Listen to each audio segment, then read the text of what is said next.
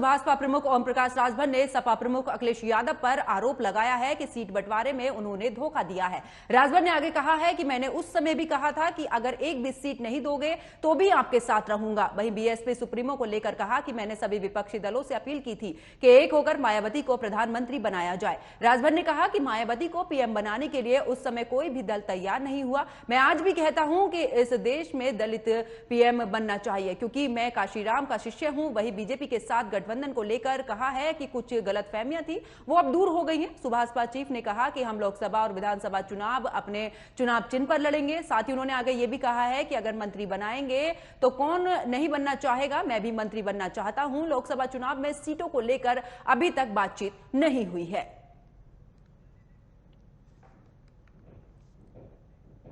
रुक करते इस वक्त की बड़ी खबर का। वाराणसी से बड़ी खबर सामने आ रही, जहां पर बाढ़ से निपटने के लिए वाराणसी में तैयारियां शुरू हो चुकी है। पहाड़ी क्षेत्रों में बारिश से गंगा के जलस्तर में बढ़ोतरी देखी गई है। प्रति घंटे 2 सेंटीमीटर की रफ्तार से बढ़ रहा है गंगा का जलस्तर। खतरे के निशान से लगभग 9 मीटर नीचे बह रही है गंगा।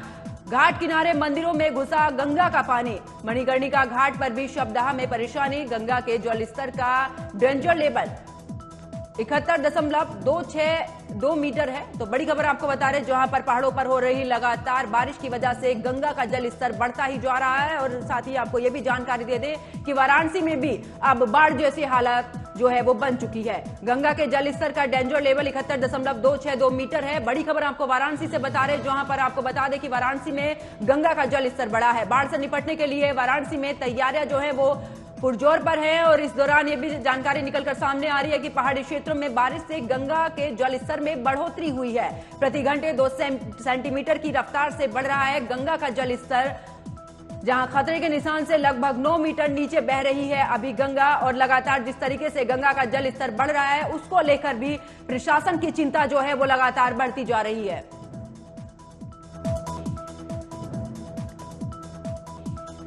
बाढ़ से संबंधित तैयारियां हमारे पहले से ही शुरू हो गया है।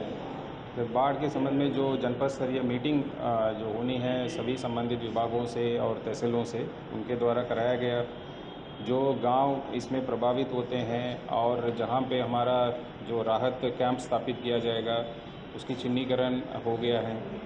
और हमारे जो अन्य सामग्री है, जैसे अगर बाढ़ की स्थिति में हमें राहत सामग्री वितरण से संबंधित टेंडर वगैरह वो पूरा करके फाइनलाइज कर दिया गया, वो भी तैयार हैं। इसके अलावा यदि बाढ़ आने की स्थिति पे जो रिलीफ कैंप संचालन से संबंधित अन्य विभाग है, जैसे चिकित्सा विभाग, उसमें आवश्यक दवाएं उनके पास उपलब्ध है कि नहीं है। जैसे पशु विभाग है, पशुपालन विभाग, उनकी जो तैयारी है, भूसा की जो उपलब्धता है।